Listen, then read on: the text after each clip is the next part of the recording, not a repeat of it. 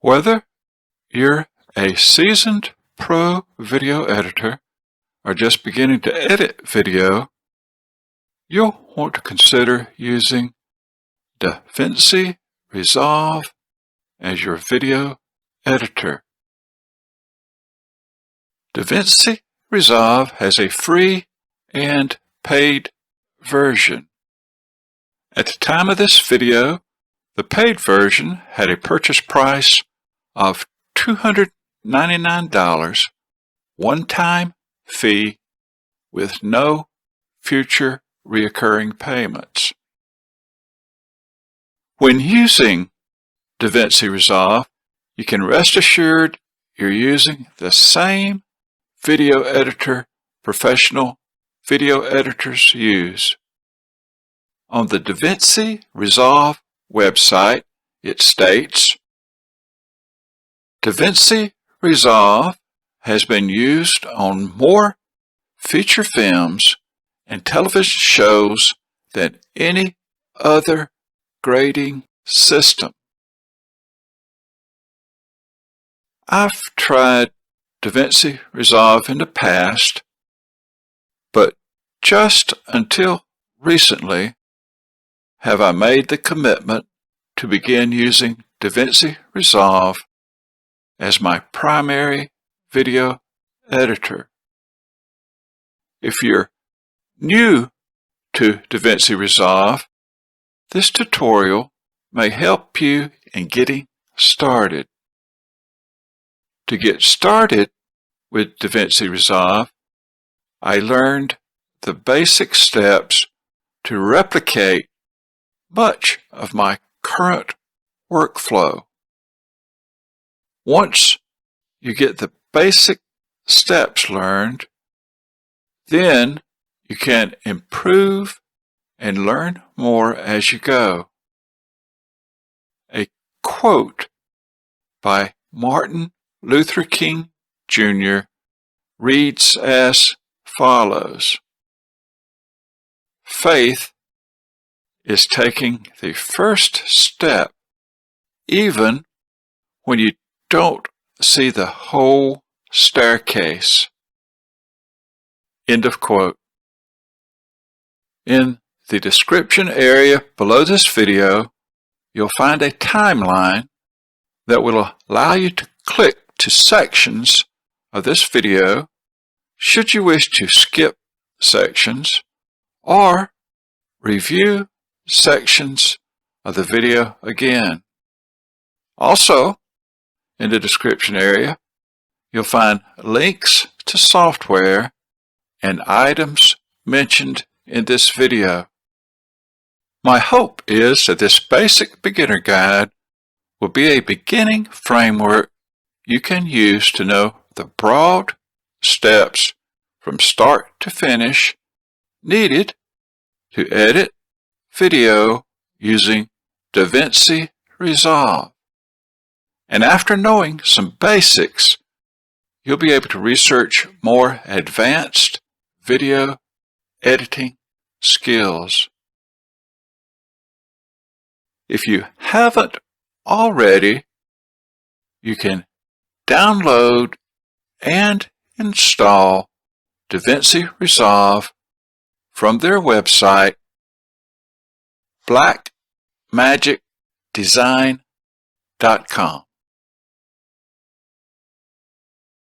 I wrote 11 basic steps I wanted to learn as my beginning framework to learn DaVinci Resolve. Keep in mind, your workflow may be different. Use these 11 basic steps to get you up and running, and then learn as you go, utilizing a vast array of learning tutorials by DaVinci Resolve and on YouTube. Now, I'll start with step 1 of the 11 basic steps. Step 1. Open up New Project. This is the first screen you'll see when you open up DaVinci Resolve. You'll see your old projects that you've saved, and you simply click on New Project. After clicking on New Project, you enter the name of your new project here, and then click on Create. Step 2. Before importing media, set timeline, resolutions, and frame rate. After you name your project and click on Create, in the previous screen, you'll see this screen. And along the bottom, you'll see various tabs: Media, Cut, Edit, Fusion, Color, Fairlight, and Deliver. Now this represents your workflow from left to right. Media tab is where you import your media, your audio files, your video files, your image files. And Cut and Edit tabs are basically do the same thing. In a recent version of DaVinci Resolve, they added the Cut tab, which basically is similar to the Edit. It doesn't have as many features as the Edit, but for short projects with not a lot of editing requirements, you may find that the Cut offers some shortcuts and will be an easier, faster way to do your edits. In this tutorial, I'll use the Edit tab to demonstrate editing. And after your edit, you have the Fusion, and this is where you add animation to your video and color. Of course, this is where you'll do your color grading. Fairlight is where you'll edit and manage your audio files. And the Deliver tab is where you'll export your video or export your audio files. For editing audio, currently, I do not use DaVinci Resolve to edit audio, but instead export my audio to a standalone audio editor, and then import the edited audio back into DaVinci Resolve after the audio is edited. However, DaVinci Resolve does have an excellent audio editor should you wish to edit audio using DaVinci Resolve rather than edit your audio in a standalone audio editor such as Audacity. Should you wish to edit audio using DaVinci Resolve, I am going to recommend a YouTube video that teaches how to edit audio using DaVinci Resolve. I recommend that editing audio be the last step of your editing process because you might create many different clips during your edit that may have different audio adjustment requirements for each separate clip. If you wish to edit audio using DaVinci Resolve's audio editor, I recommend the YouTube video by David Power, that's spelled P-O-W-E-R, posted on September the 23rd, 2019 on his David Power YouTube channel entitled Make Your dialogue crystal clear DaVinci Resolve power tip. And if you want to see how I edit audio using a standalone audio editor known as Audacity, rather than using DaVinci Resolve's audio editor, please check out my YouTube video entitled Audacity Audio Editing Workflow for Podcast and Video. This video is available on my Opportuno YouTube channel.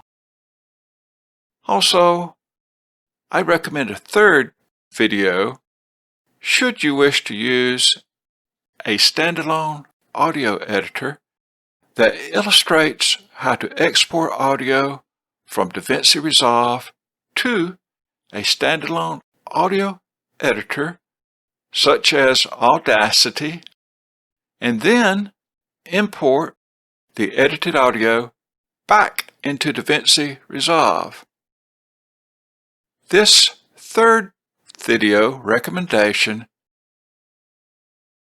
is a video entitled Audacity Edit DaVinci Resolve Audio using Audacity on the Opportuno YouTube channel. Links to all these suggested videos are available in the description area below this video. Now click on the Media tab. Even though we have not imported media yet, at this point in the editing process is a good time to change your timeline settings. Before you move imported media from the media pool to your timeline, be sure to change timeline settings for timeline resolution and timeline frame rate to the same resolution you want final output to be. Usually, this will be the resolution and frame rate of the original film you're importing. It is important to change these settings prior to moving imported media to your timeline because the timeline frame rate cannot be changed after moving imported media to the timeline. And change these settings by clicking on gear icon at the lower right of your screen or use the shortcut Shift 9. So I'm going to left click at the lower right of my screen on the gear icon, which brings up the project settings. Next, choose Master Settings. And for timeline resolution, set it to whatever resolution the final video will be rendered to. And in this particular case, I want the final video rendered to 1920 by 1080 HD. Then go down to Timeline Frame Rate and set it to the frames per second that the final video will be rendered to. And in this particular case, it will be rendered to 24 frames per second. And whatever you set the timeline frame rate to, also set the playback frame rate to. So we set this to 24. Then go down to Video Format. And you'll see we set the timeline resolution to 1080. So under Video Format, use the drop-down box, click on it, find 1080p and 24 frames per second HD. So here it is, HD 1080p SF 24, and select that.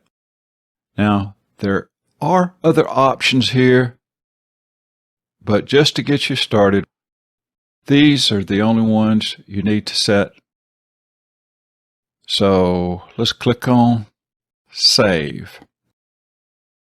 To save time in the future, you can save a preset of your settings if sometime in the future you were doing a project that had the same settings. And how you do that is simply go to your gear wheel, lower right of the screen, click on it, and then you go up to Presets. And you'll see that the current project is highlighted. So save as, and then you can name your preset any name that you would like to. And I would suggest giving it a name such as the resolution. So we just set this resolution up previously as 1920 by 1080 at 24 frames per second. So let's just enter 24. So that would be the name of this preset. So we click OK and cancel. So the next time you would like to use these particular settings, simply click on the gear wheel at the lower right of your screen, and then click on Presets, and then find the name that you gave your preset. In this particular case, we gave the name 1920 by 1080 24. So we click on that, and we click on Load. And let's look at master settings now. See, it loaded the same exact settings that we created earlier. So that is a very easy way that you can load these settings once you have them saved as a preset. A note about frame rate and resolution. It's best to have all your video media added to the timeline filmed at the same frame rate and resolution as the frame rate and resolution used in your project settings. As far as resolution, as long as the aspect ratio is the same, the video will still fill the frame with no dark borders. When you add a clip on the timeline, the frame rate will be converted automatically to the same frame rate you have entered into your project settings, and the video will play in real-time speed. To play in real-time speed, DaVinci Resolve's automatic software conversion when adding clips to your timeline might have to drop frames in order to match the real-time speed of a lower frame rate. Example, if your video is at 60 frames per second and your video timeline project's settings is at 30 frames per second, then every other frame in the video will be dropped in order to view the video at real-time speed. DaVinci Resolve 16 does allow you to add additional timelines in the same project to add clips with different frame rates, but adding additional timelines will add a level of complication to your video editing. To make your video editing less challenging, it is best, before your project starts, to have everyone providing videos for the project film video at the same frame rate and resolution, and then use that frame rate and resolution as your project settings. Step 3. Import media from Media tab. I'd like to recommend that you set up a template for your projects to where you'll be able to organize your video files, your audio files, your final rendering of your project, and all the images and clips that you'll be using for your project. And this is what I do, and your workflow may be a little bit different, but this will give you an idea of what I would suggest that you do also. Now, what I did on an external drive separate from my C drive, I made a folder and I simply called it DaVinci Resolve. And under that folder, I have 2 projects I've recently worked on. And this is a template that I've created, which I'll show you in just a second. Template project folders, copy and paste. And this last folder is working folders. Now what I do, rather than having the cache and the gallery and the optimized files stored on the C drive, because eventually they'll get rather large and they'll completely fill up your C drive. And most people have a small C drive, and then they have larger external drives which they work with. So to keep from filling up your C drive with your optimized files and your cache and your gallery files, what I've done, I pointed that media storage to this working folder where it stores the gallery and the cache, and your optimized files are also stored here. And if you use this system of setting up a separate working folders location, you'll want to go into DaVinci Resolve, click on DaVinci Resolve Preferences, and then click on Media Storage. DaVinci Resolve stores optimized media in the first drive you have named in your media drive storage list. So be sure to have listed as your first drive where you want DaVinci Resolve optimized media stored. You'll see here in my media storage, my first drive is listed as the C drive, and my second drive is listed as the Y drive.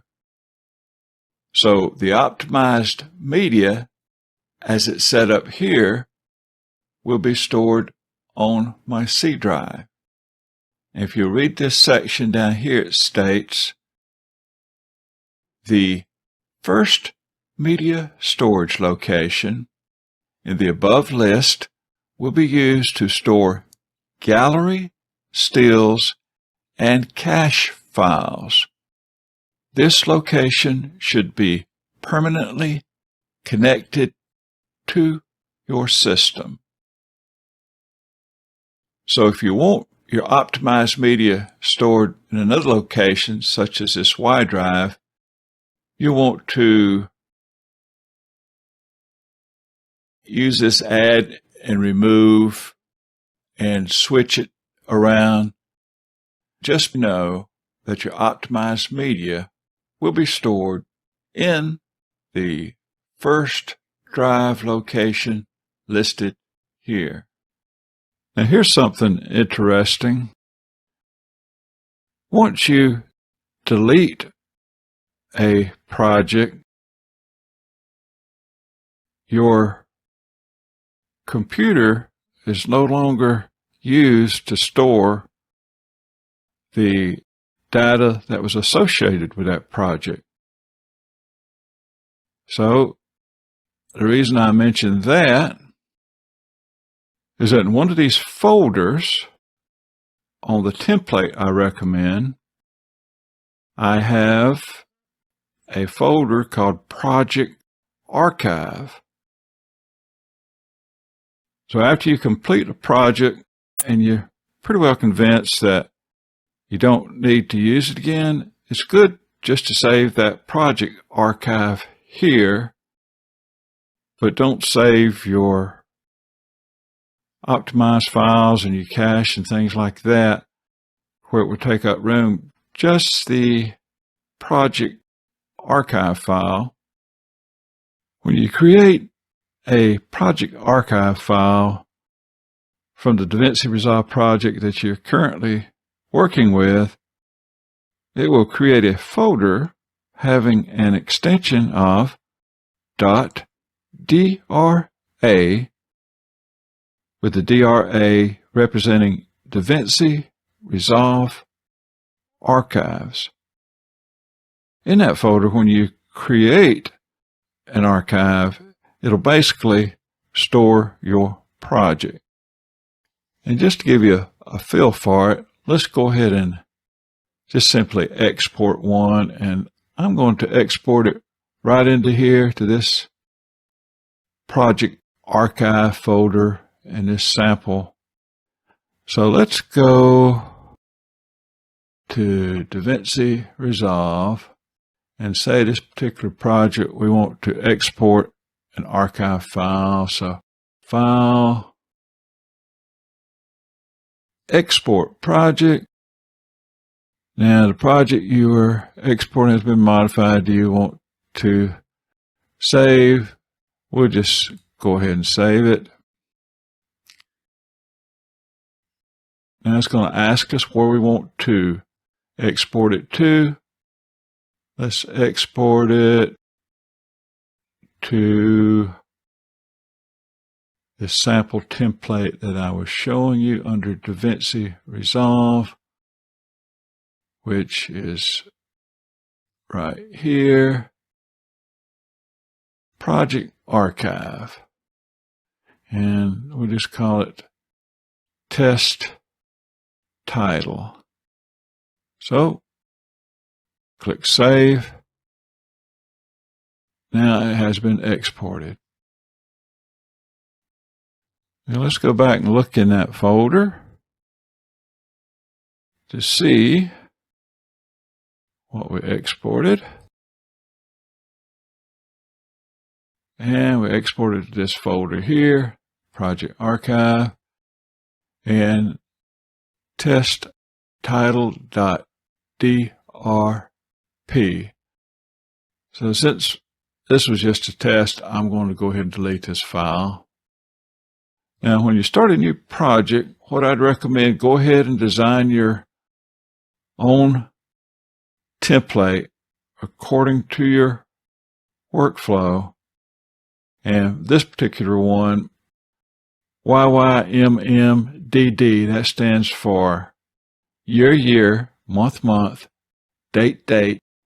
And the reason it's a good idea to enter your date in this format, it's called a military date format, because as it sorts in your folder, it'll sort in the correct chronological order, which will be very valuable. And so you may have a YouTube that you posted on a particular date where you can find it just by this date, or you know your most recent projects, you can sort on it. So you'd enter the date of the project and the project name. Say you're starting a new project and you go to where you have this template project folders, and you simply just copy this template where you want to keep up with this data, and just say you want to keep up with it right here in DaVinci Resolve. And we click on Copy. So now we have this template here, and let's say this may be the first day of May in the year 2020. So let's go ahead and rename it. Rename the year 2020, the month May 05. It's the first day of May, so let's put first day of May 01.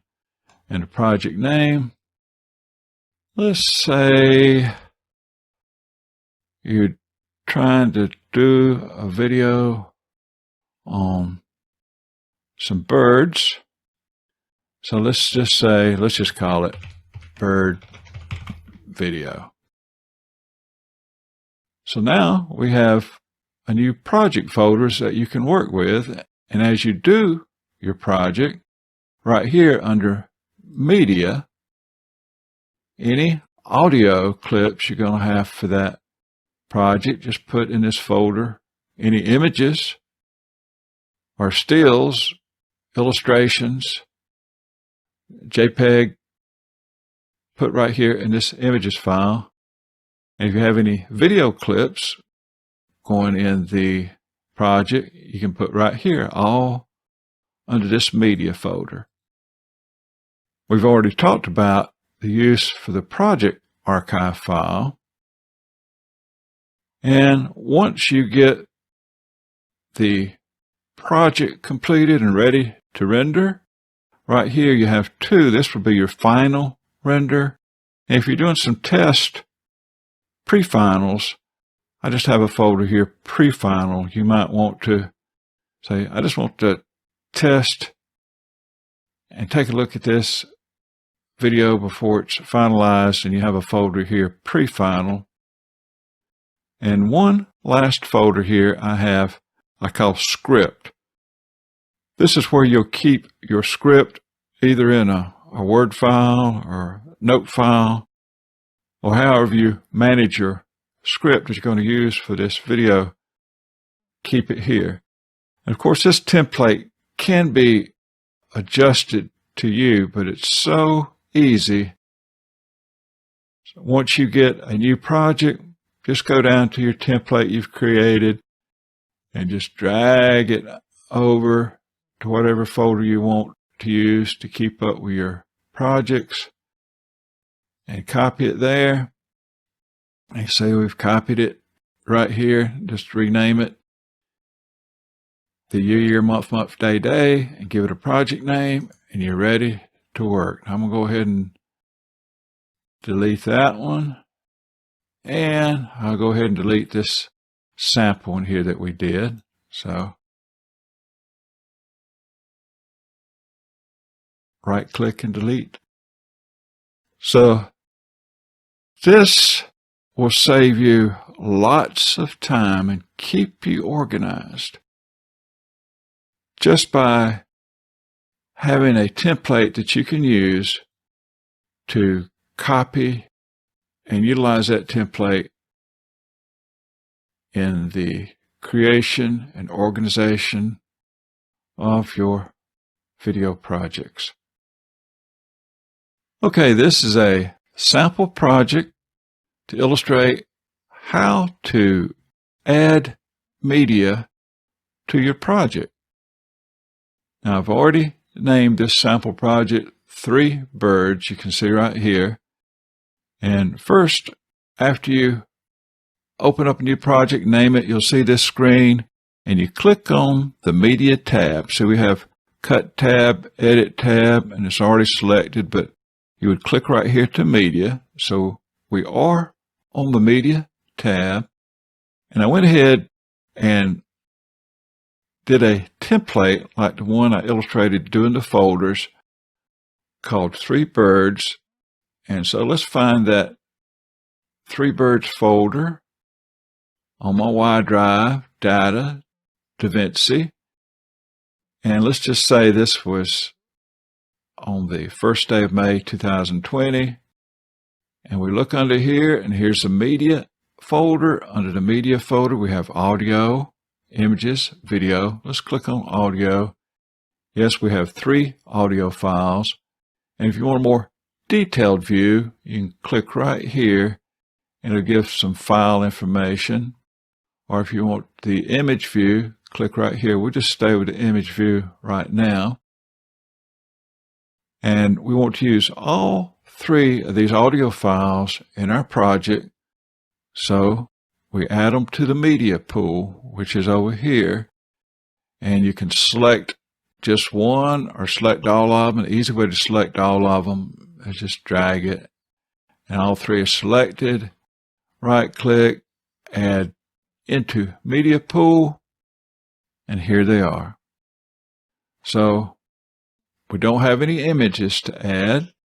Let's click on the video. We have 3 videos to add. So let's add all 3 videos to the media pool. And like I say, you can select them individually if you want to, or if you want to select them all at the same time, you can just simply drag each highlighted in red, right click, add into media pool. Now you see we'll have 6 files, 3 audio, 3 image files, and you can also get a detailed view here or an image view. So that's how you add your media into your project. Step 4, sync audio if external audio used. Note, throughout your editing project, click on File, then Save Project in case computer or software were to crash. Your work would not be lost. You can also use the shortcut for Save Project, Control S. DaVinci Resolve has a built-in feature where it will automatically save your project periodically, say like every 5 minutes. I prefer just to simply do the shortcut Control S every so often, because that way I know it'll go back to that point if I've made several mistakes during the edit, or I want to go back to the point where I actually did save it. But this is just a reminder that yes, DaVinci Resolve may crash sometimes, and yes, you may have computer problems sometimes, and you do not want to lose your work.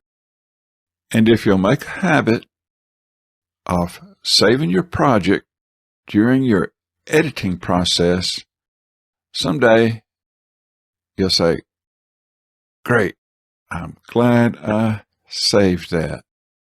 In the last step, we imported media while at the Media tab right here. So we now have 3 audio files and 3 video files in our media pool.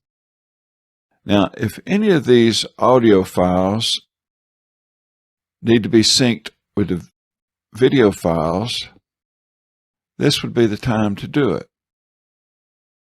And in this particular project, I entitled 3 Birds.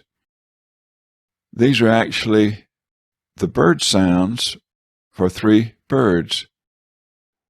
So this audio file is the bird sounds for this video. This audio file is the bird sounds for this video. And this audio file is bird sounds for this video.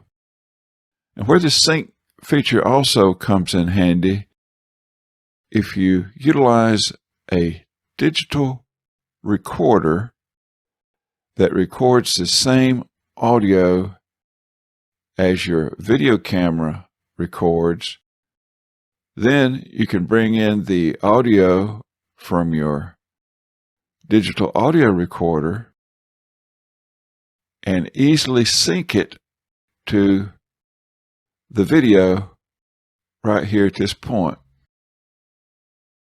Now what I want to do is to sync all three of these audio files with all three of these video files, to where these video files will no longer have the audio that they now have, but they will actually incorporate the audio that we're going to sync. And once this sync process is completed, you don't need these WAV files anymore, because that audio will now be in these videos.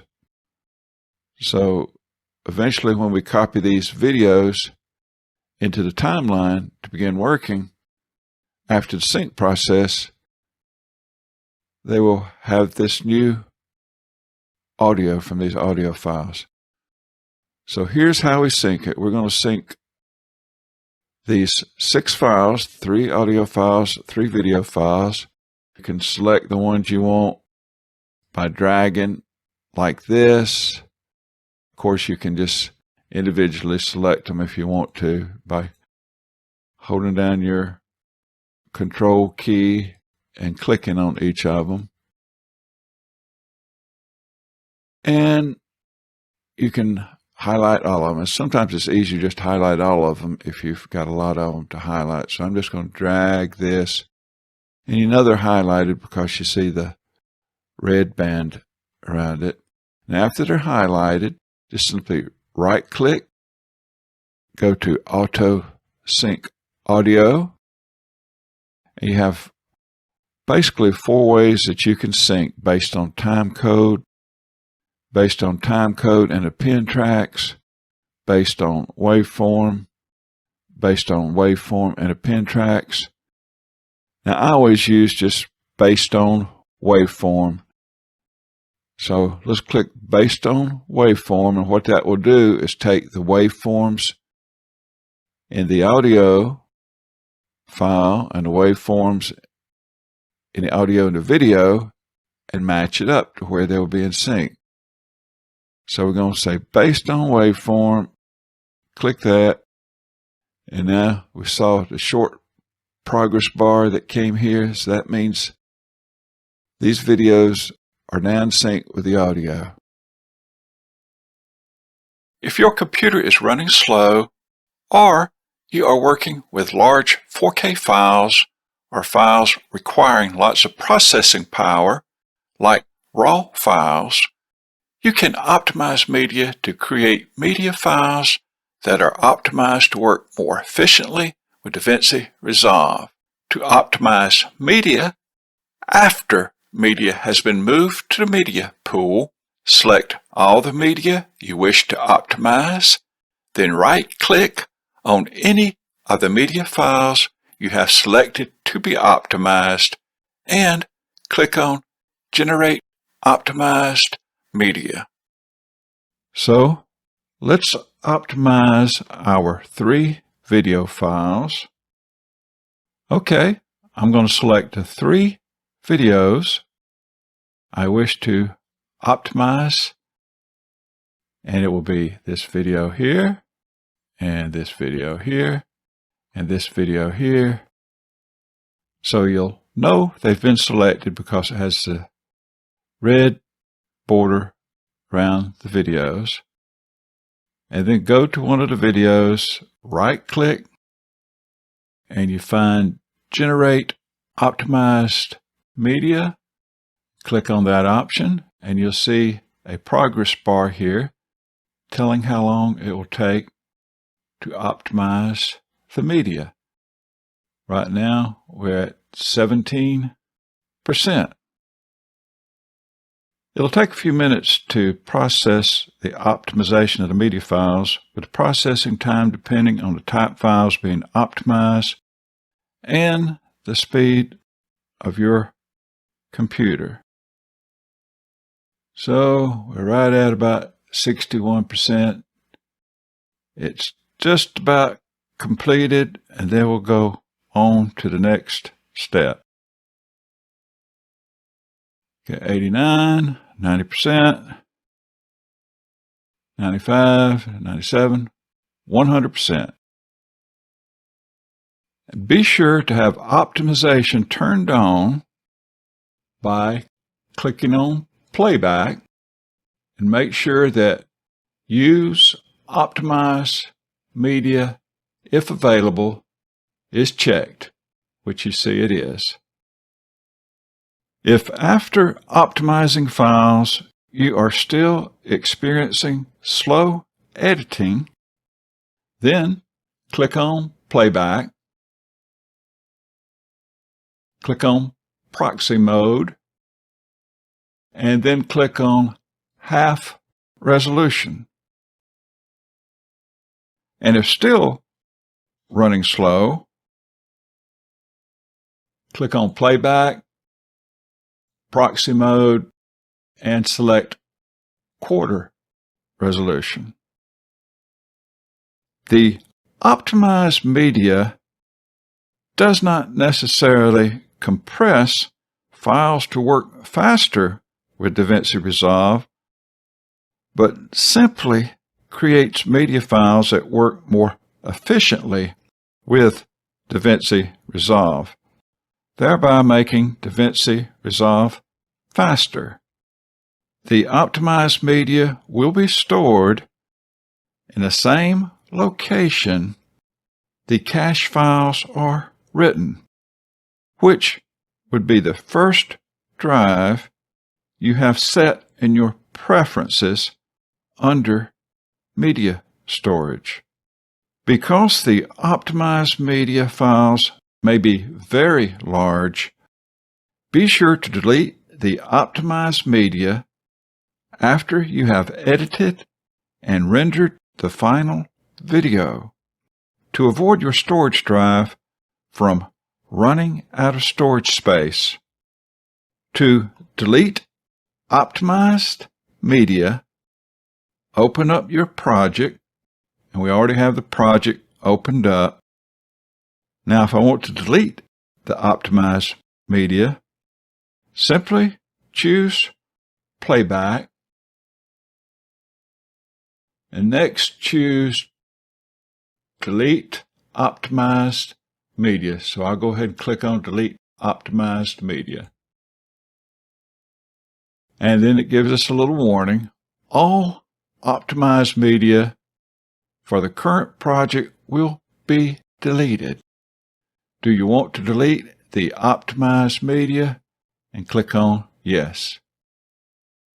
Step 5.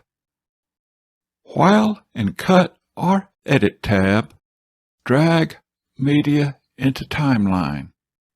In the last step, we added the 6 files into the media pool, as well as synced these 3 video files with these 3 audio files. In this step, we're going to drag our videos into our timeline.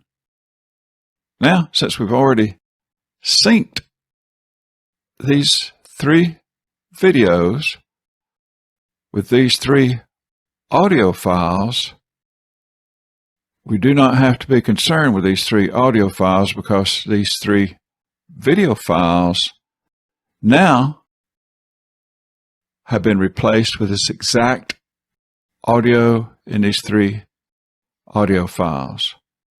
Now, what you want to do is go to the Cut or Edit tab, and for this tutorial we'll only be using the Edit tab.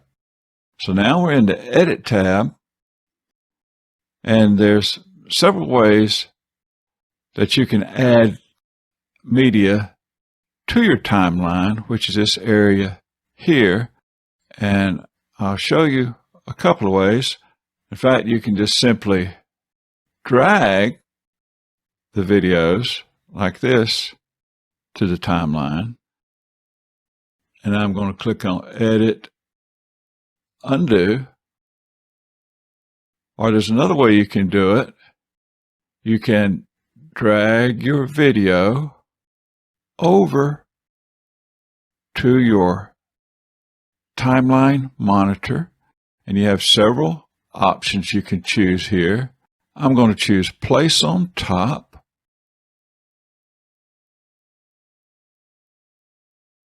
And it puts the video on the timeline. If you want to place another video on the timeline, just place your playhead where you want the video placed, and say we want to place this video of the seagull. We just drag it to the timeline monitor, choose Place on Top, and you see the seagull video is here. Now I'm going to undo twice to take these two video placements off the timeline off.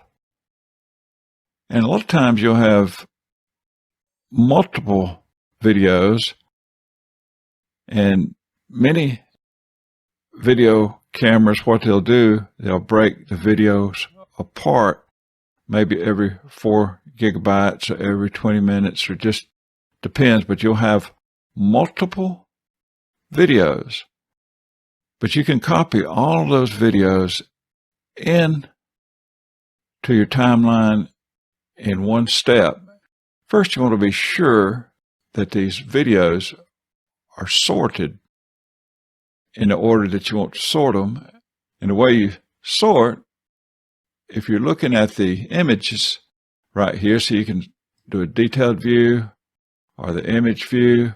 On the image view, you just click right here. You're going to sort on the file name and sort in descending or ascending, most likely ascending if you want to put the videos clips in order. So we click on ascending, and now we have, see, here's B, S, and W. And if we were to click on descending, we have W, S, and B.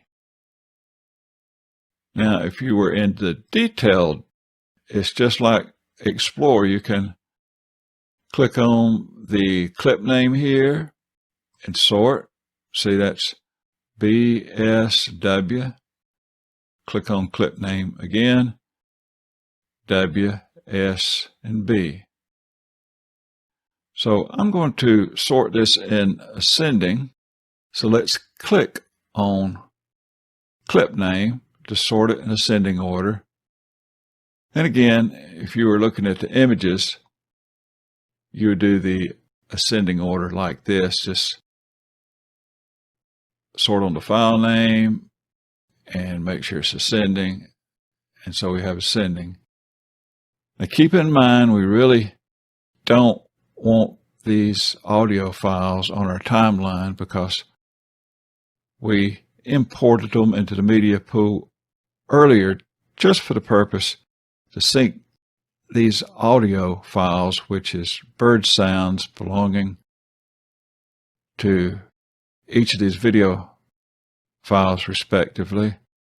And so we just want to add the video files to the timeline. We want to add them all at one time in ascending order.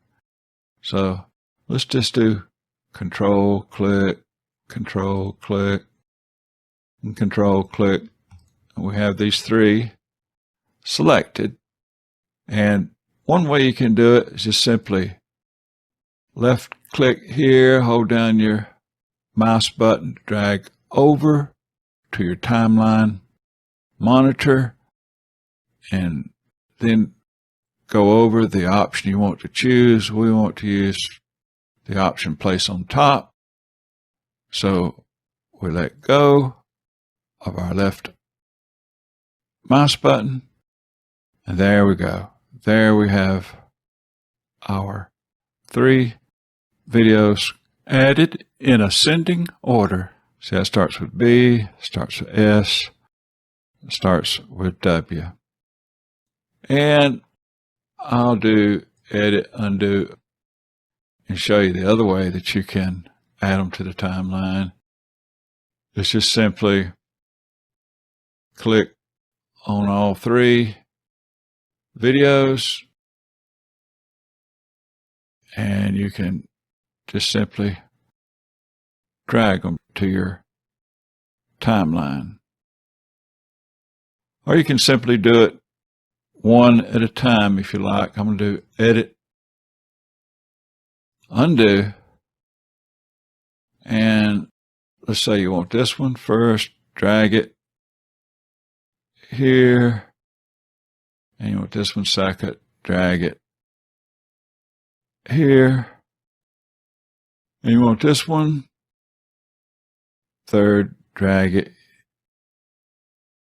here. They just snap into place. In fact, this little tool right here is called snapping, and it looks like a magnet because it allows these video clips to snap in place. If it's not snapping into place, chances are that snapping tool is not highlighted.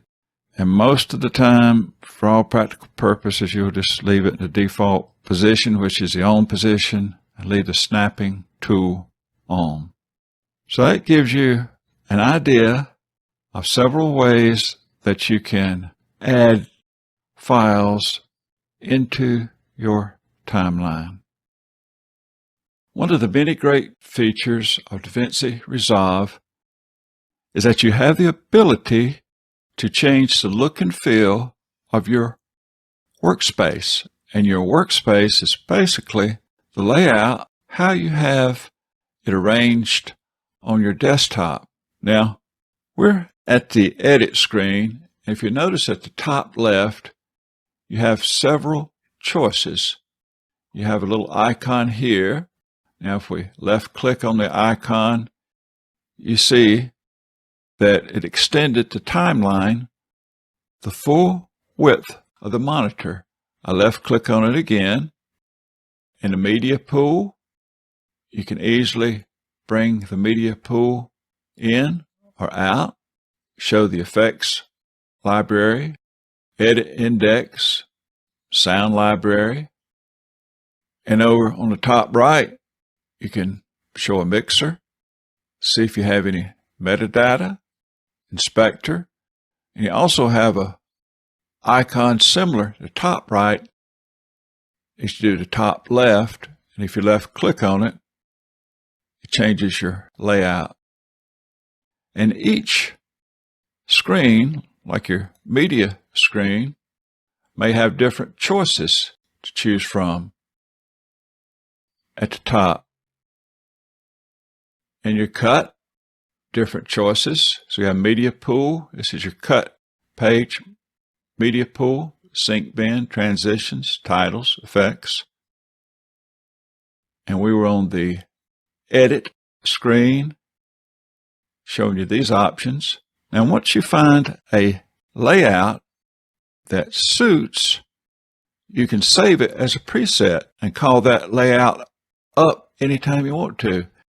This is all handled under Workspace. Up at the top line menu, you see a selection, Workspace. I left click on Workspace.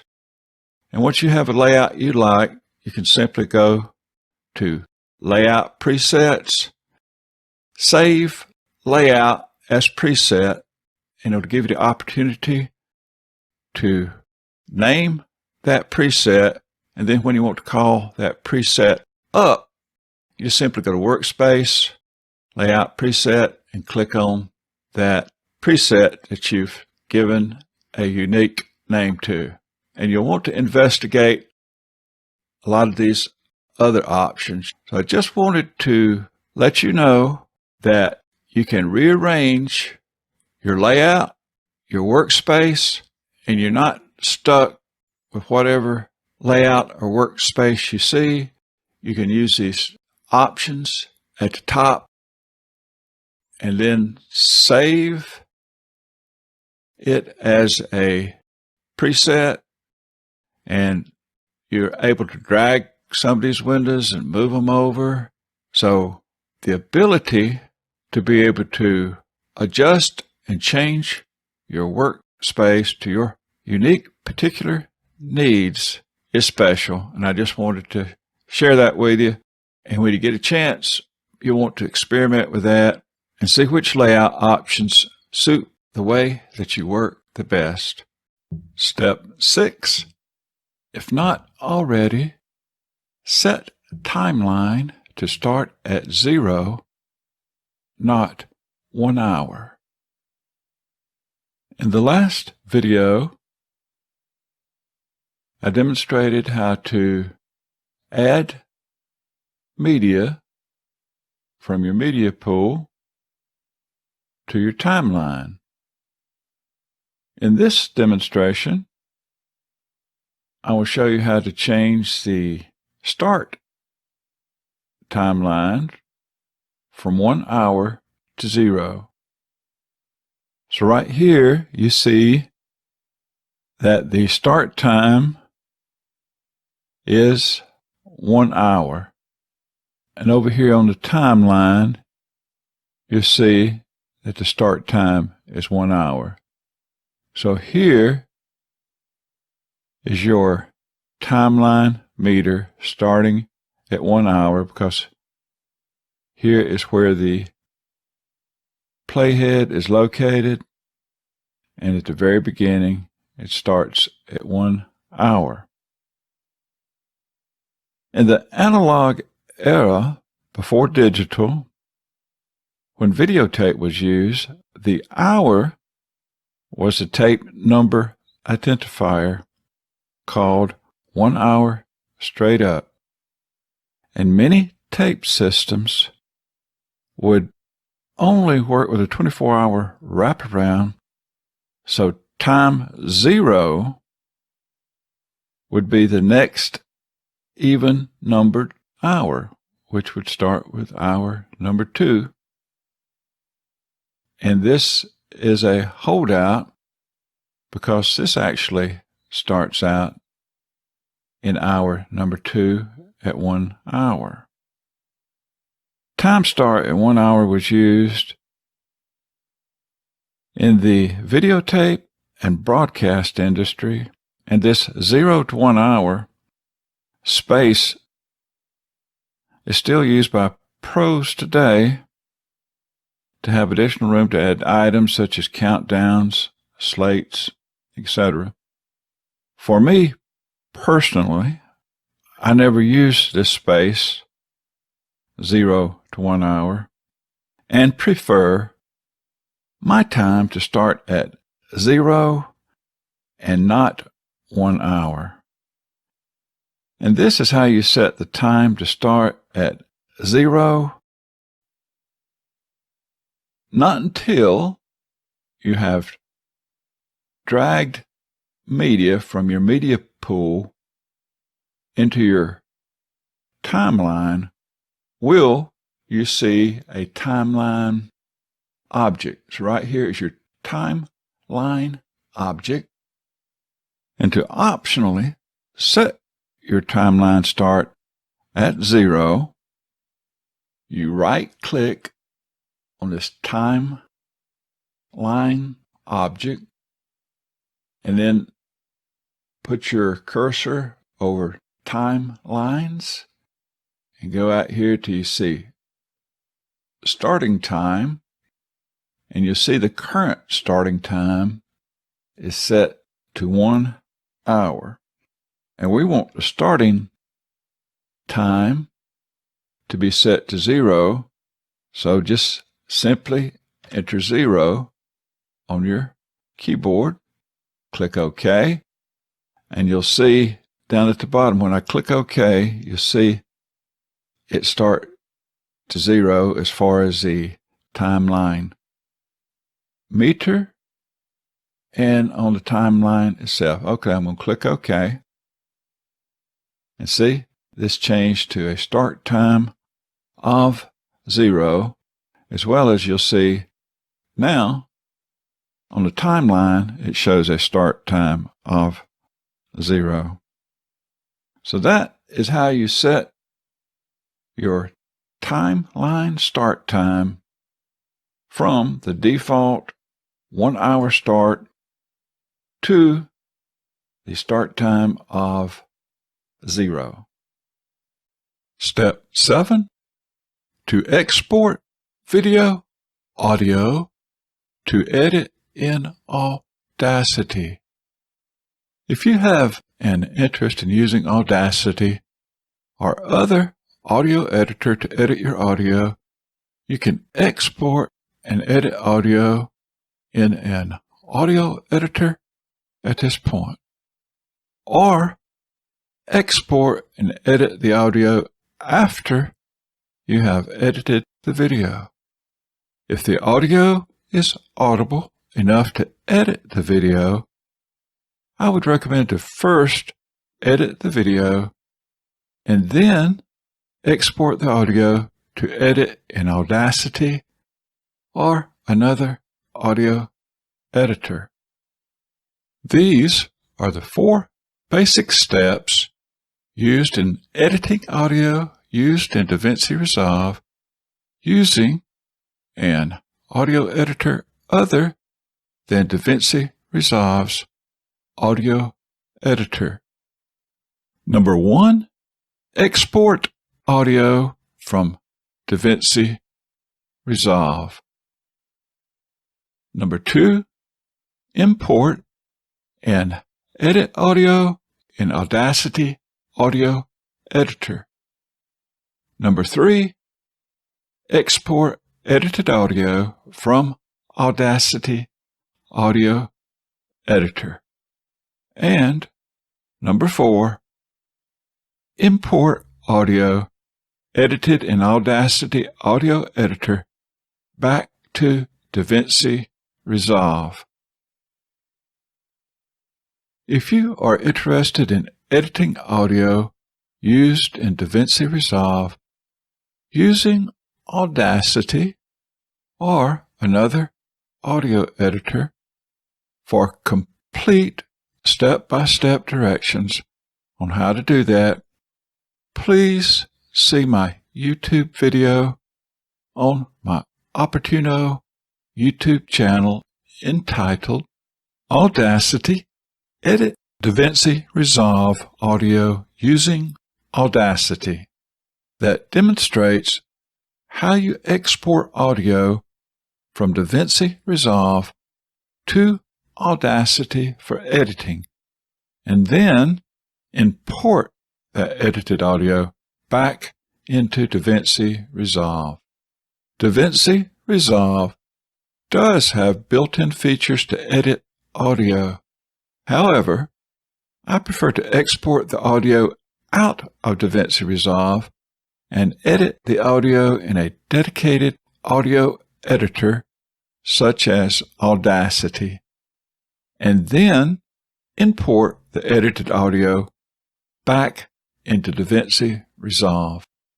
You can access the Opportuno YouTube channel to view this video entitled Audacity Edit DaVinci Resolve Audio Using Audacity at opportuno.org.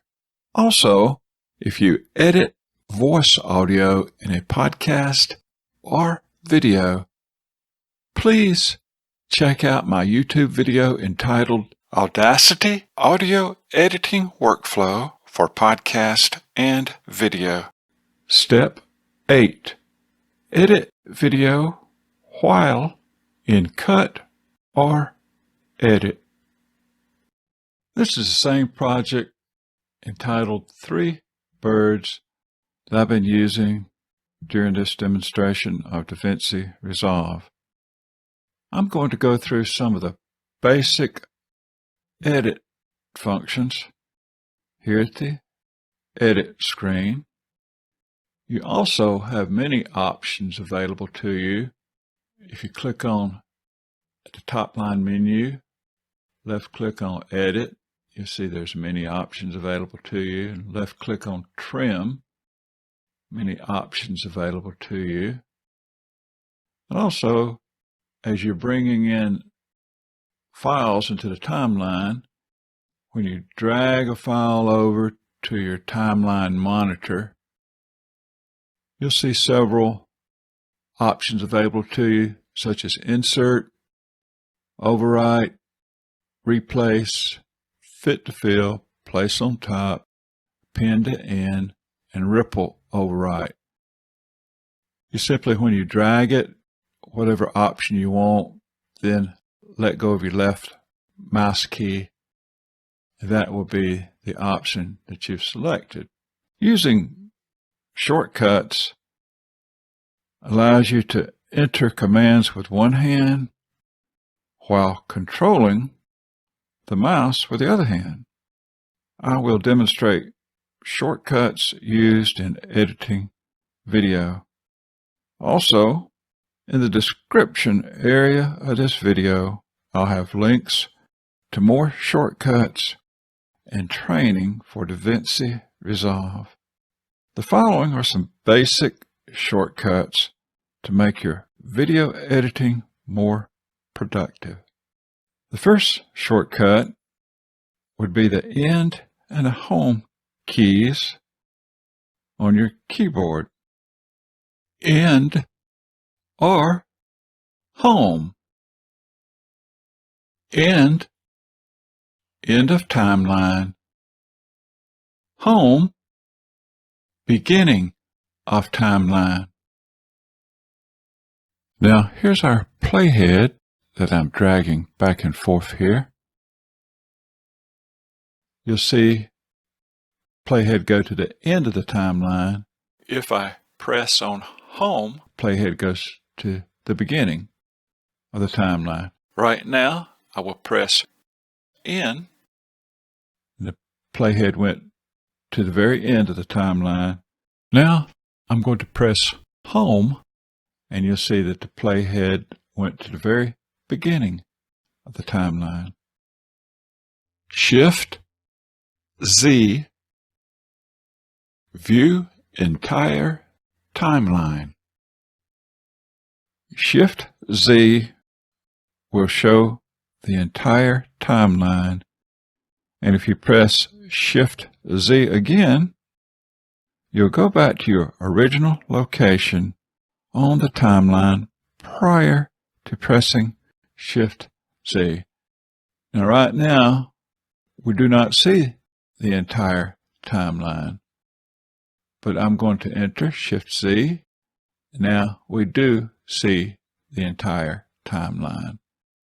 Now, if I press Shift Z again, we're back where we started from before we pressed Shift Z the first time. Control plus or Control minus. Control plus lengthen timeline. Control minus shorten timeline. Now I'm going to press Control minus and press Control minus again. Now I'm going to press Control plus and press Control plus again. As you can see, that Control minus will shorten the timeline, and Control plus will increase the timeline. It's basically the same as using this drag bar right here. You can drag it closer to the minus to make it shorter. Drag it closer to the plus to make it longer. Control B, slice clip. Control B will slice the clip. You place your playhead where you want to make the slice. Say you want to make the slice right here, do Control B, and you see we've sliced that clip. And if we do Control B over here, we've sliced the clip here. Now we have a new clip between these two new slices made simply by doing Control B. B, razor on, and A, razor off. The razor blade tool lights up in red, and to turn it off, you press the letter A and turns it off. So B turns it on, A turns it off. Now let's press B, turn it on, and when you put your cursor on the timeline, you see how it turns into a razor blade. So let's make a cut right here where the razor blade is. We just simply left click with our mouse, and we've made a cut. And we go down a little further, left click with the mouse, and we've made two cuts. And if you want to turn the razor tool off, you simply press the letter A and it turns off. Backspace. The backspace key will remove the selected portion, but leave a space in the timeline. Delete. Ripple, delete, where the clips will join automatically after deleting. The backspace key will remove the selected portion, but leave a space in the timeline. To use a ripple delete, where the clips will join automatically together after deleting, enter the delete key direct from the keyboard.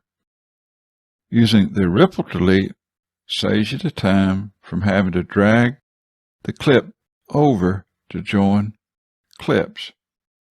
So let's go here and use our Control B to slice that, Control B to slice that, and then we're going to select this clip, and then we're going to press backspace.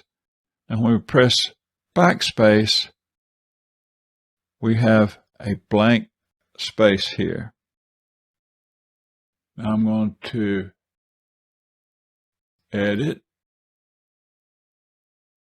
undo, and to show you what the delete key will do. So if we have this clip, rather than pressing backspace, we press delete. See how it automatically drags the clips over where you do not have a space. Shift, backspace. Delete a section, and all clips will join together without having to drag each clip over. And to illustrate that, let's click on this clip right here, this section, and we're going to press Shift, backspace. And like using the delete key, it brought the clips over without leaving a space. N. The letter N will turn snapping on and off. When the snapping tool is highlighted, you can see it's highlighted now. It looks like a magnet, and it's called snapping because when you drag these tracks together, they act like magnets and pull together and join up. Now, if you want to turn this snapping tool off, just press the letter N. To turn it back on, press the letter N. And most likely, you'll be using this snapping tool most of the time. Now let's take this track and do a backspace where we have a section here. And if I drag this over, right when it gets close, see how it just joins automatically. It's just like it pulls together, and we have a perfect seam here. Now, to illustrate what happens when the snapper is off, I'm going to press letter N and see the snapper's off. And then when I drag this track over, there's no snap. In fact, it'll just cross over into the other clip. And this is used if you want to make some type of layered transition, or you think that you want to get the clips joined better. But in most cases, you'll just leave the snapping tool on, and I'm going to press N, snapping tool's back on, and when I drag it over, the two clips join perfectly. Control Z, undo. Should you make an error, you can undo that error by pressing Control Z and repeating Control Z if you want to go back more than one step.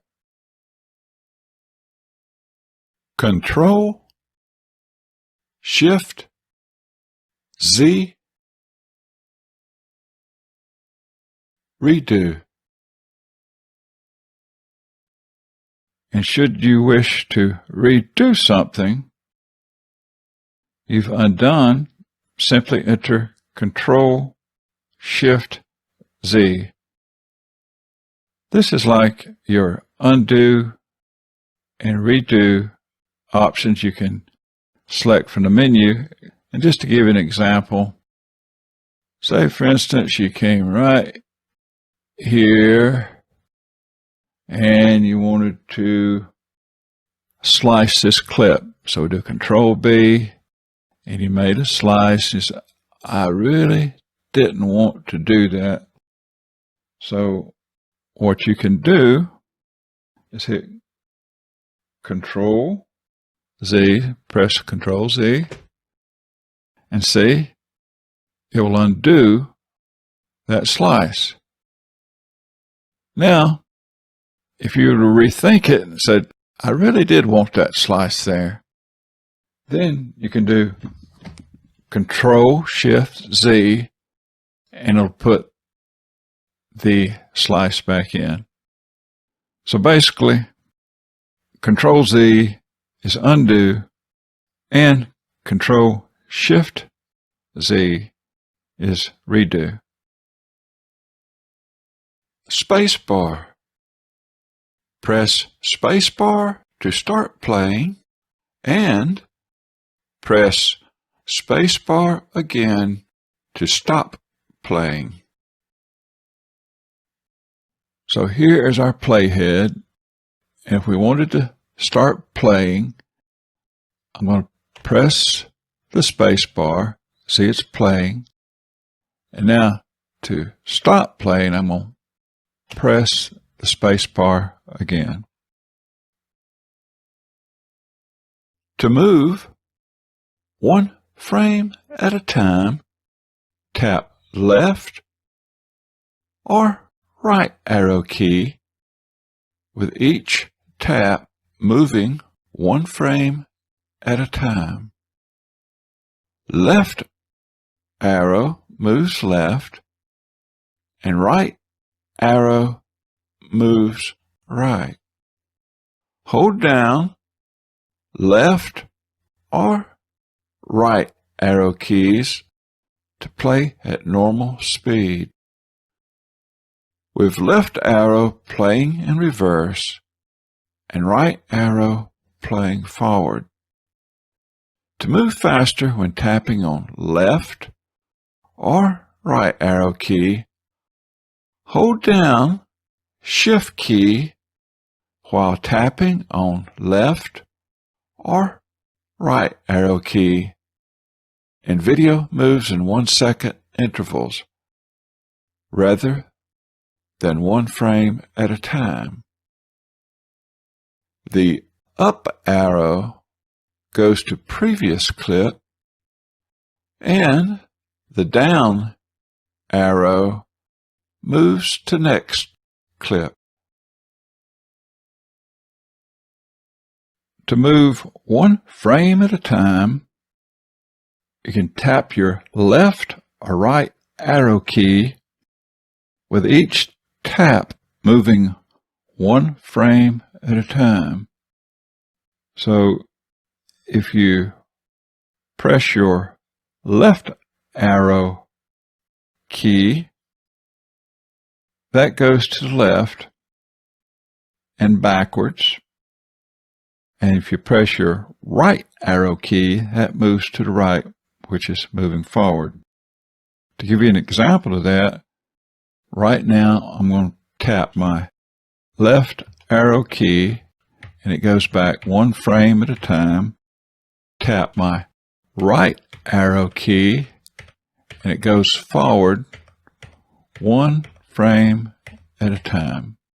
Now, if I hold down my left or right arrow keys, it will play at normal speed, and the left arrow plays in reverse and the right arrow playing forward. To give an example of that, holding down my left key, and then I'll hold down my right key, and it just plays forward. And if you want to move faster when tapping on the left or right arrow key, you hold down the Shift key while tapping on the left or right key, and the video will move in 1 second intervals rather than 1 frame at a time. I'm going to hold my Shift key down, and this is my left key. Every time I tap, it goes in 1 second interval. Now I'm going to tap on my right arrow, and it'll go forward in 1 second intervals. The up arrow goes to the previous clip, and the down arrow moves to the next clip.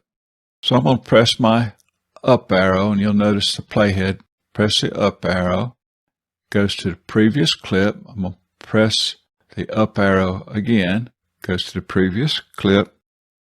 I'm going to press my down arrow, goes to the next clip, down arrow, goes to the next clip.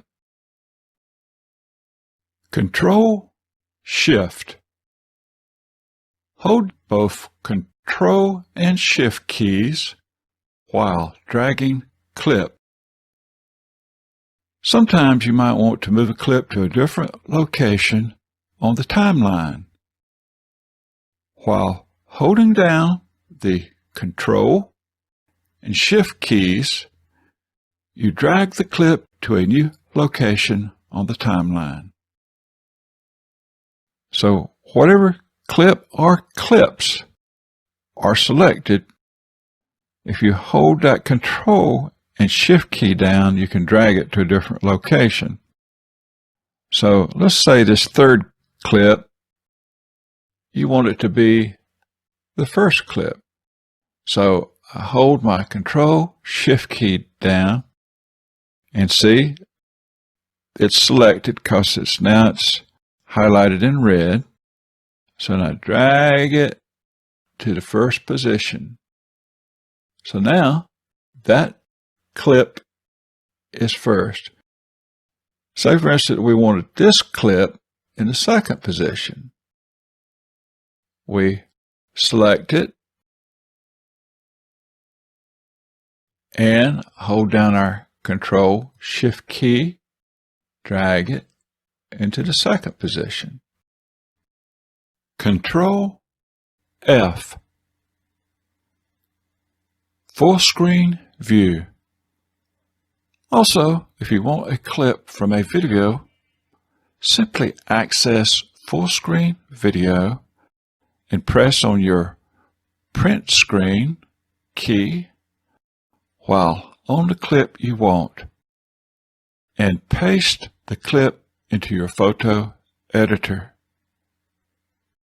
Control F will bring up a full screen.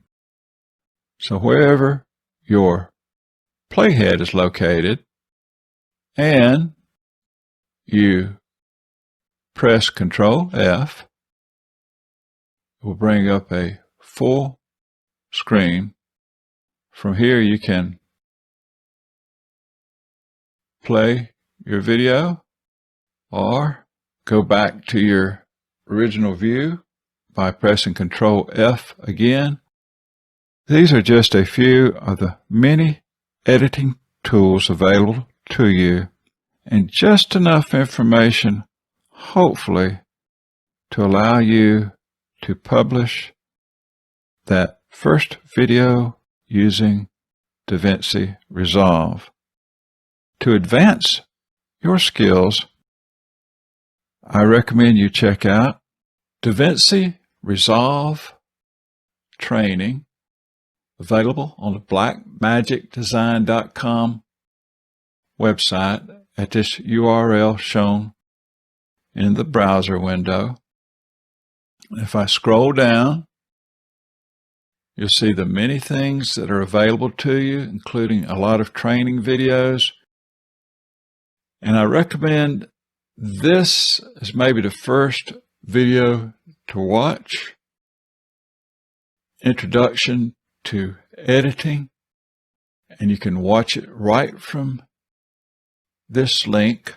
Just click here, and available from this link you have a lot of other videos and training books and helpful things that will get you a lot of hints, tips, tricks, and training for DaVinci Resolve. Step 9. Add branding, text, etc. while in Edit tab. Okay, we have DaVinci Resolve opened up in our same project we've been working with entitled 3 Birds. Now I'll demonstrate how to add text to your videos, and also known as titles.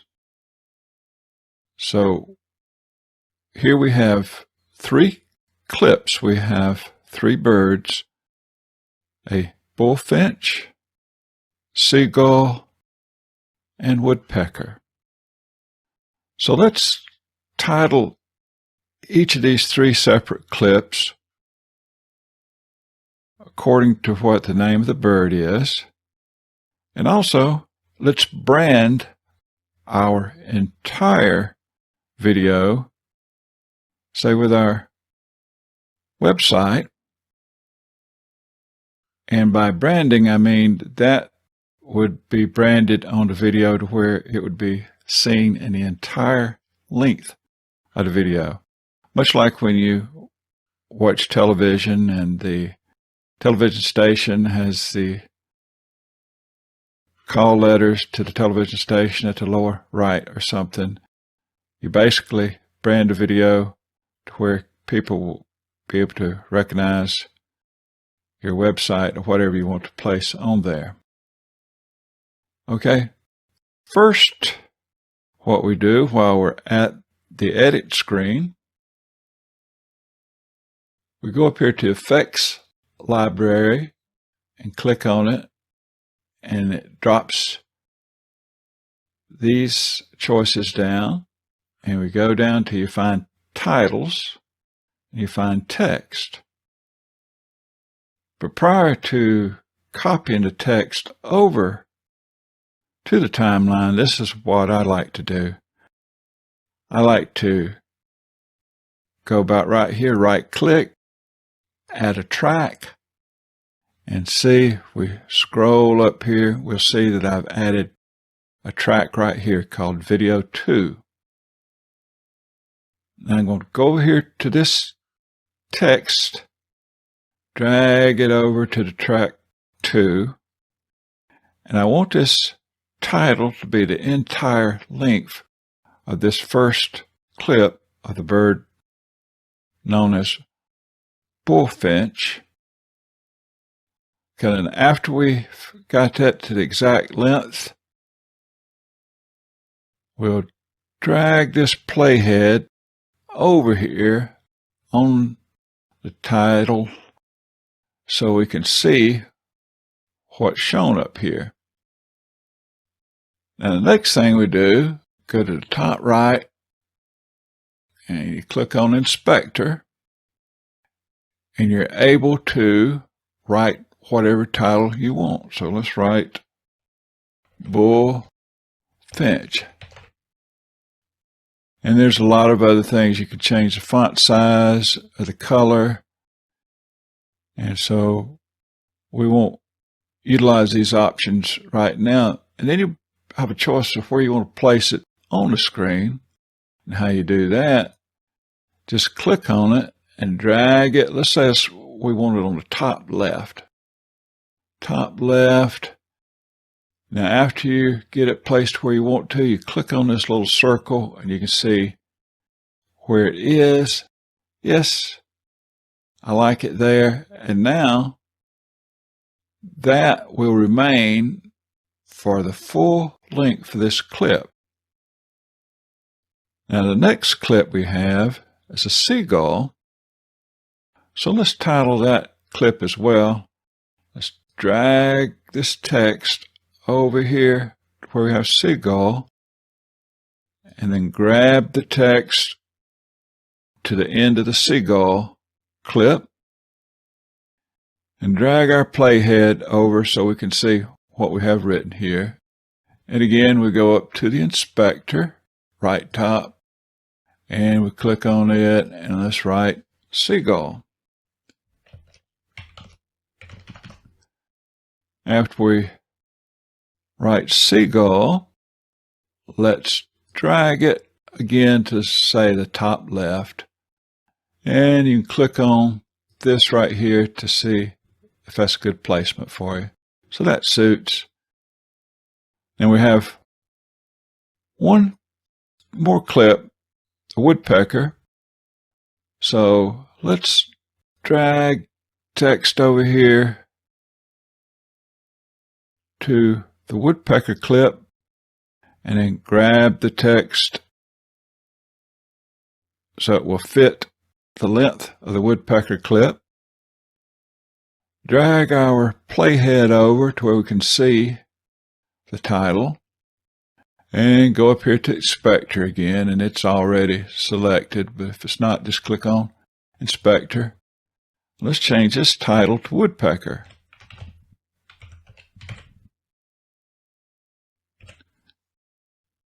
And again, let's drag this to the top left. And to check the placement, you can either play down here or just click right here and you'll see the placement. So we have woodpecker for the full length of this clip.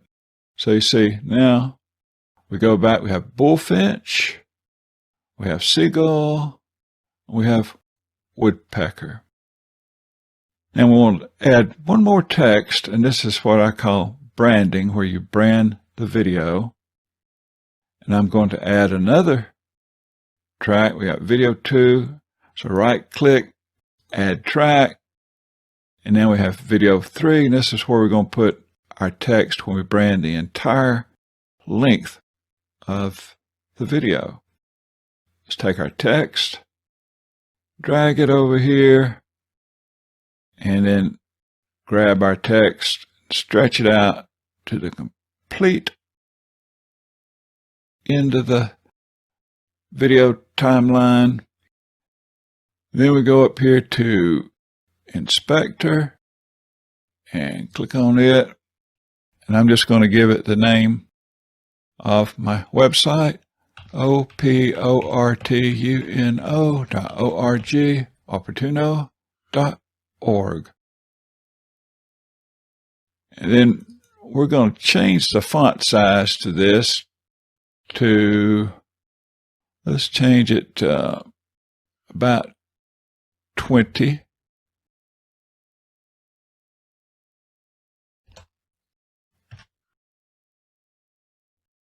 Okay, and then I'm going to drag this down to the lower right. In fact, I think I'll increase the font size up just a little bit. I'm going to change it to 40. Okay, that's a little bit better. Now, let's click here.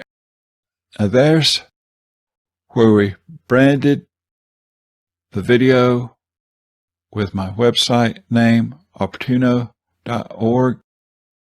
So when anybody looks at this video, in the entirety of the video, from the beginning all the way to the end, they'll see whatever branding you've chose to place on your video.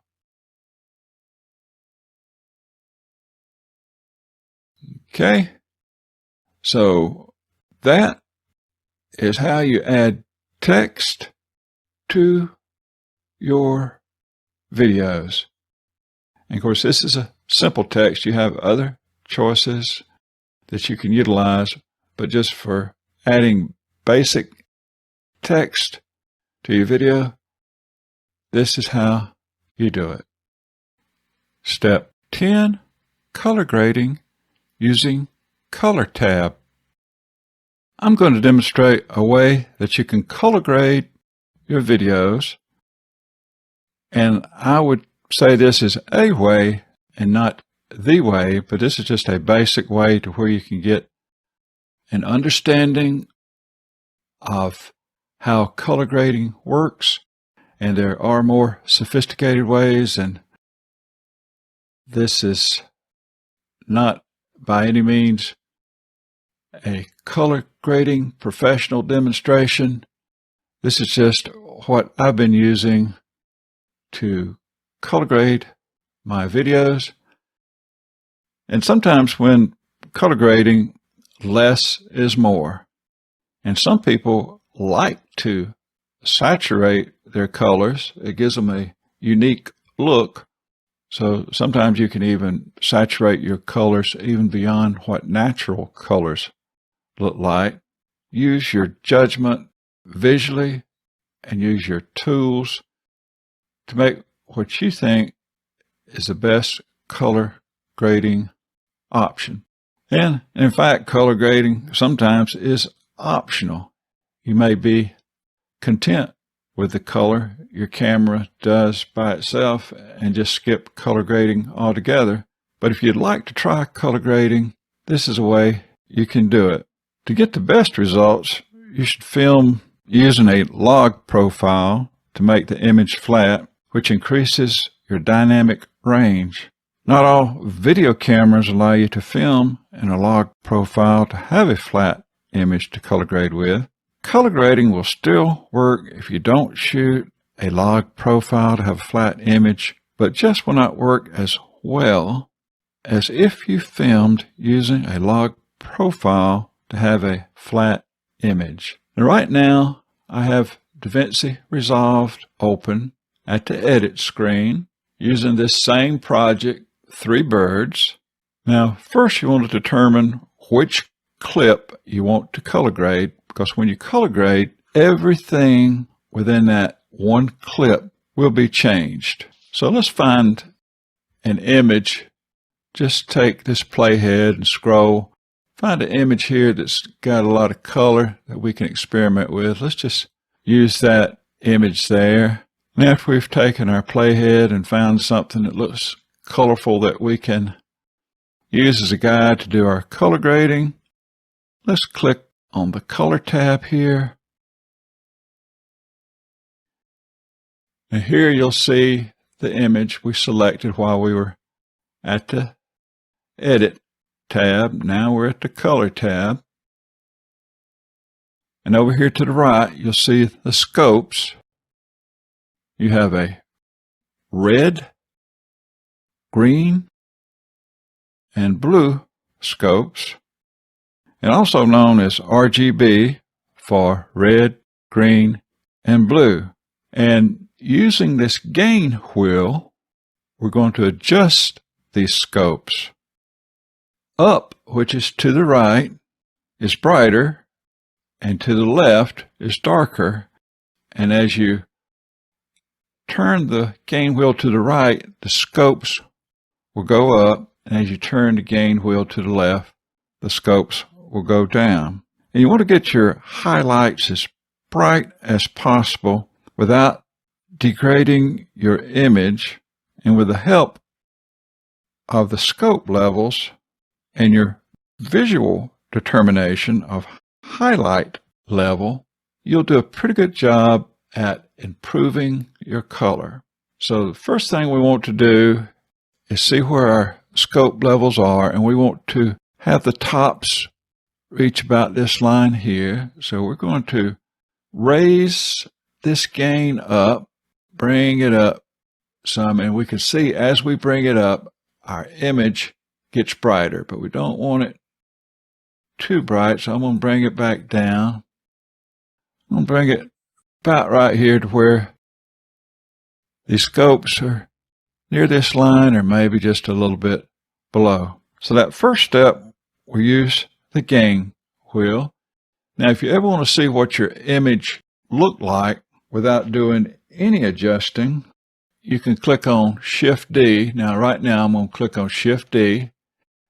That was the image before the gain wheel adjustment, and Shift D again, and that was after. It looks like it's just a little bit brighter now. Okay, first we adjust the gain up, and now we go over to the lift wheel and we turn the lift wheel to the left to bring down the shadows. And by raising highlights with the gain wheel in the previous step, and now lowering the shadows with the lift wheel, will increase the contrast.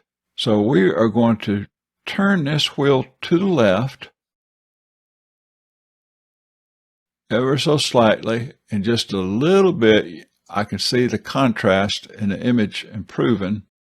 So I'm going to do it about that much to the left, and the contrast, and again, let's do that Shift D. This was with no changes, and this is with the changes so far. Okay, now after we lower the lift wheel by turning to the left, we want to increase our saturation. And right here is our saturation, and we want to increase this 50 up to about 60, more or less. So let's just see what 55 looks like. So let's put in 55 here and click enter, and you'll see that the color got more saturated here. Now I'm going to put it back where it was 50. Now look at the color right here when I click on 50. See, we've lost some of the saturation, and let's go all the way up to 60 and see what it looks like. That really did a lot of saturation. Sometimes you can get so much saturation that it's unnatural. You might say, well, I've seen that bird before, but I didn't know that its colors were so vibrant. And a lot of people like the saturated look in the colors. Let's see what 53 looks like. So let's just put in 53 right here. And I like that a little bit better. It's not oversaturated as going all the way up to 60, but it's just something, individual taste and something you just work with and play with. Now, after we change the saturation to a higher number here, we went up from 50 to 53. Then you raise the contrast. And you raise the contrast in this contrast box from 1.0 to about 1.15, more or less, depending on desired contrast level you're looking for. Okay, let's just go to 1.15 to start with. Now, as soon as I click on it, let's see. Yes, it brought a lot of contrast. In fact, it's so much contrast, it's a little unnatural looking here on the post where the bird is sitting. So, and let's try 1.10. So that adds a little contrast. So I'm not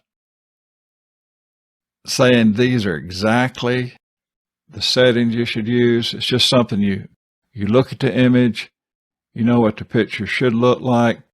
And looking at this picture, I can tell this is a little oversaturated here. So I might even bring this back down to about 51.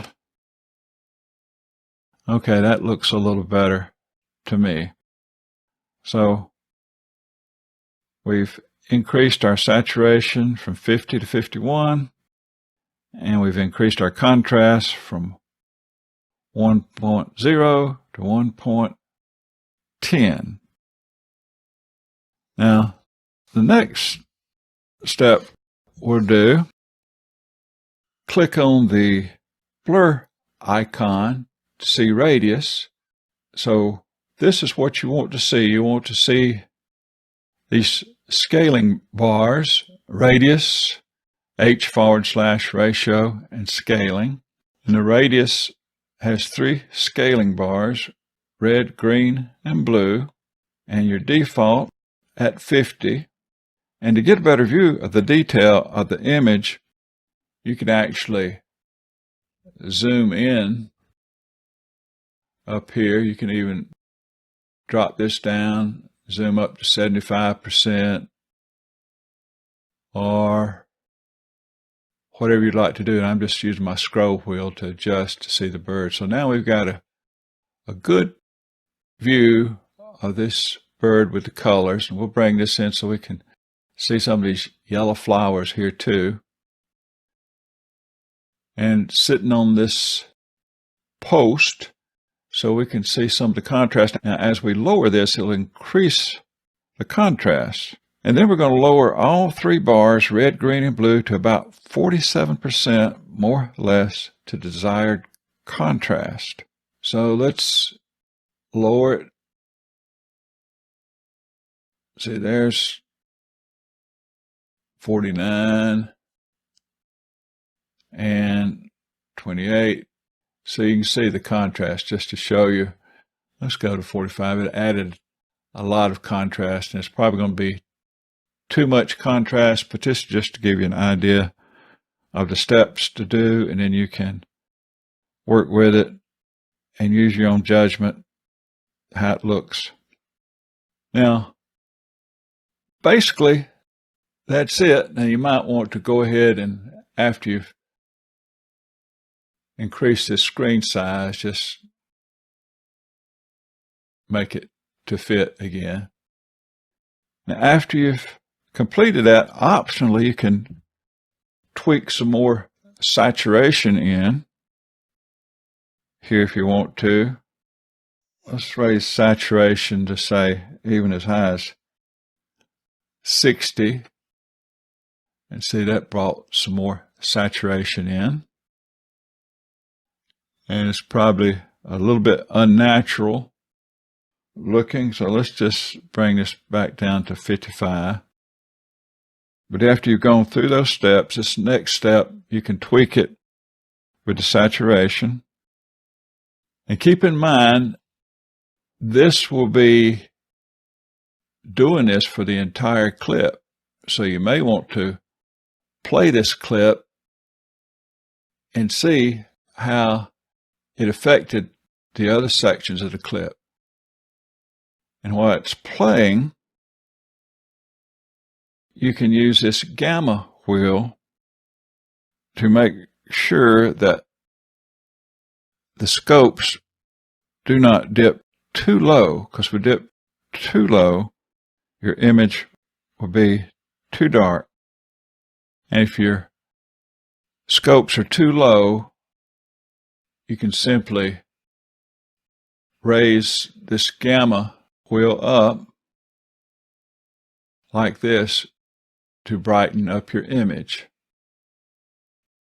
So let's bring this gamma back down, because it really didn't need brightening up.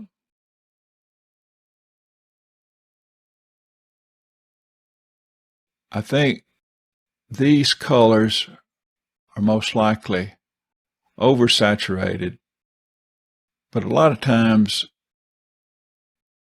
that gives a video an appeal. It depends on what the colors are. In the case of nature, you want to keep the colors as close to you can as how it exists in nature. But that's just your artistic point of view and how you see things. And sometimes the colors look great. I think these yellows are bright, and the colors on the bird are very vibrant and saturated. So that ends this color grading tutorial. One thing I forgot to do, after we did the color grading on this image, I want to show you the before and after. And of course, this is the after. I'm going to do Shift D. That's the before. After, before. Let's go back into a zoomed view of it. So this is before, after, before, after. And again, you can see a before and after by using the Shift D. So that's after, before, and after. Now, if you want to start all over again from the beginning and remove all the changes that you've made with the primary wheels and the radius and the contrast and the saturation, this is how you remove those changes so you can start again and make a second try at doing the color grading. Say, for instance, you're not happy the way this looks. What you do, you go to this little icon to the right of the primary wheels right here. And when I click on it, what it's going to do, it's going to bring all of these primary wheels back to the default settings, as well as these settings down here, which includes the settings that we changed, saturation and contrast. So now I'm going to left click, and now the primary wheels and these settings down here, including contrast and saturation, have returned to their default settings. And we also made a modification on the radius. We drug the radius bar down below 0.50, made some changes there. And the way we get it back to the 0.50 at the default, this little icon right here, just to the right of radius, left click, which I'll do right now, and you'll see it brought the settings back to the default of 0.50. So now we have the original image before we made any color grading changes, which gives you a chance to try again, to work on a color grading that may be more suitable to your taste. So that's it on this color grading tutorial. Step 11. Export video using Deliver. I have DaVinci Resolve open at the edit screen, and we have the project opened entitled 3 Birds. Once editing has been completed, you will want to export your video. To render your video for exporting to a file, click on Deliver. So I find the Deliver tab, which is right here, and click on Deliver.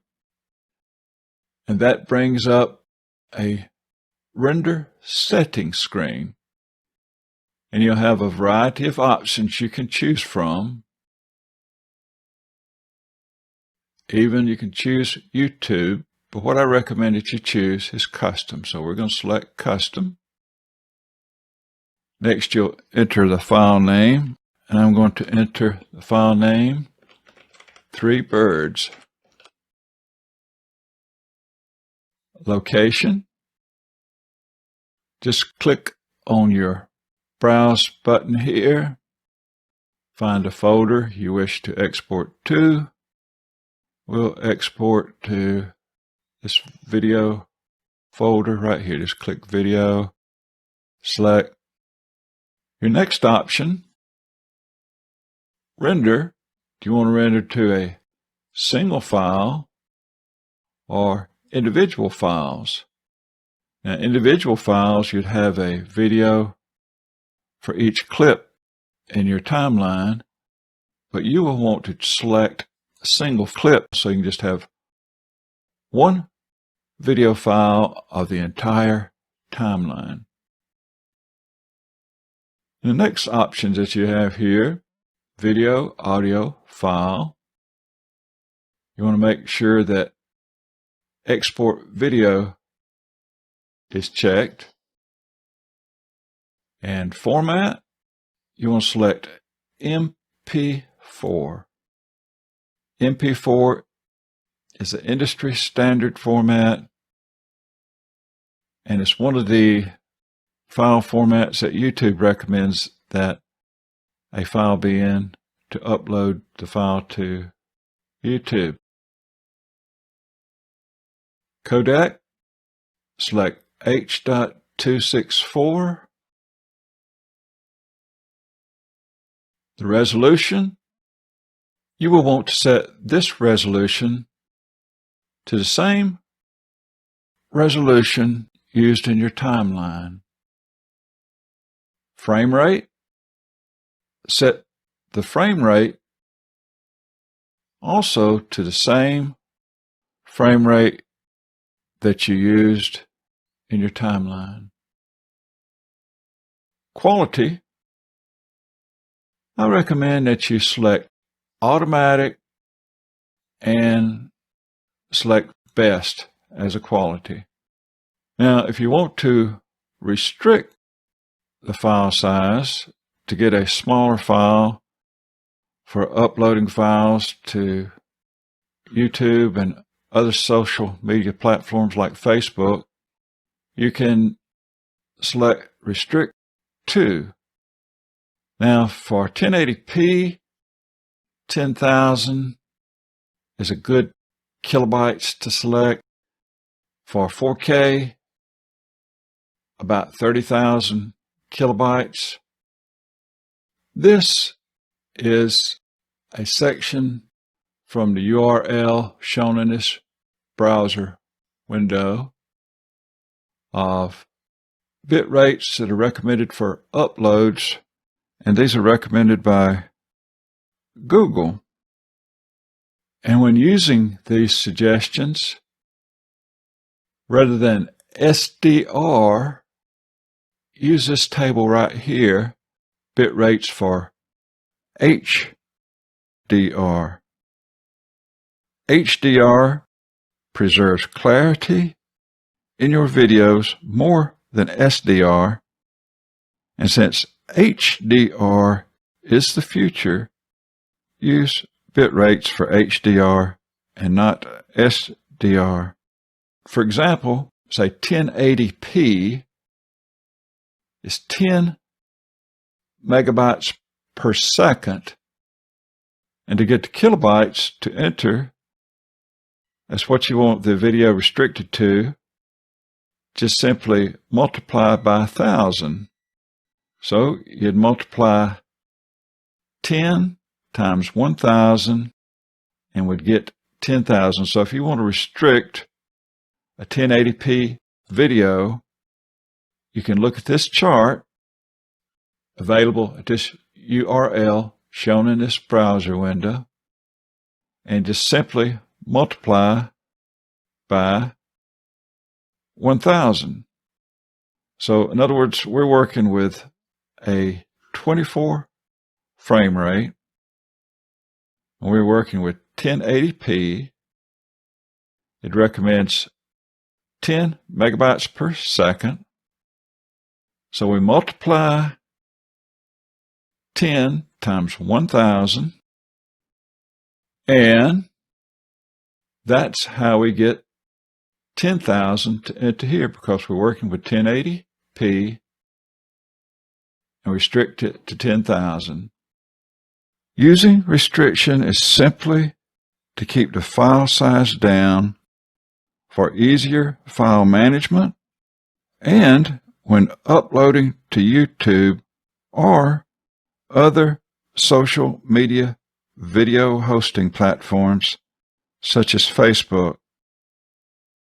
The more compression, the more loss of video quality.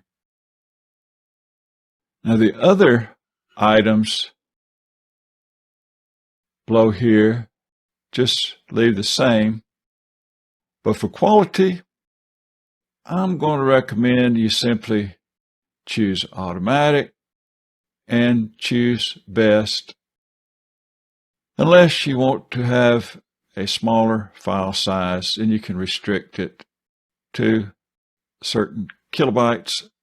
So I'm going to click on automatic, best. Now the next option here is audio, which there's nothing to change in audio, just leave it just like this. And the next option we have is file. And we've already set our custom name earlier. Just leave everything else the same here. There's nothing needed to be changed here. Okay. Now all settings have been made and we're ready to render the video. First, click on Add to Render Queue, and all this does is add this video to be rendered to a render queue, which holds all the videos you placed into the render queue to be rendered all together. And over here we have the render queue you see up here at the top right. And when we clicked on Add to Render Queue, we added this job 1, 3 birds. The render queue is handy because you can have many videos ready to render in the render queue, and then one click will render them all. Next, right where we are here, we're at the render queue. We click on Start Render right here. So now we're going to click on Start Render, and you'll see that our video is starting to render, and you'll see the progress bar, 8%, 9%, 10%, 13%, 14%, 15%. So our video is rendering. And once the video has completed rendering, we'll find that video file in the folder that we chose to have the video exported to. Rather than have you wait while the video was rendering, I skipped ahead until the video was completely rendered. And it will say here in green that it's completed. So we know that render job has been completed. Now, let's go to that folder we chose and see if we can't find that video file. Okay, I've opened up the folder that we exported the video file to, and we entitled it 3 Birds, and here it is. And if we click on the video file,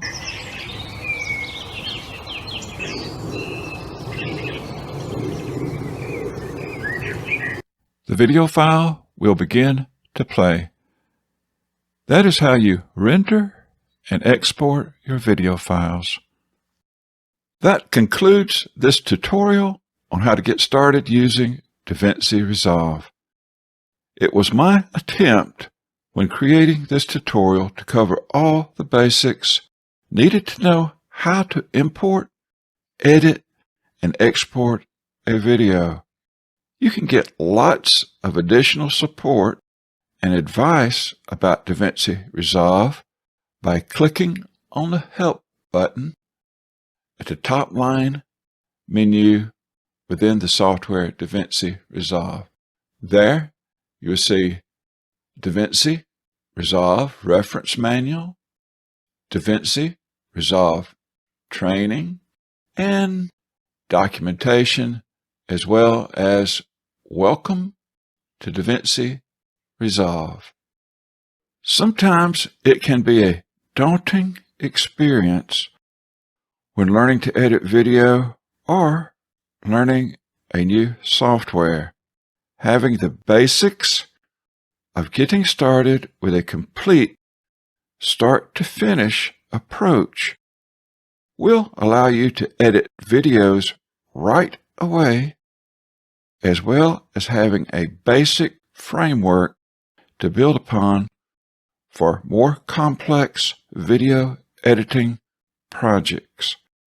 I wish you the best in your video filming, editing, and publishing adventure. To close out this tutorial, I will now play the complete video of the 3 birds that was used as sample video footage in this tutorial.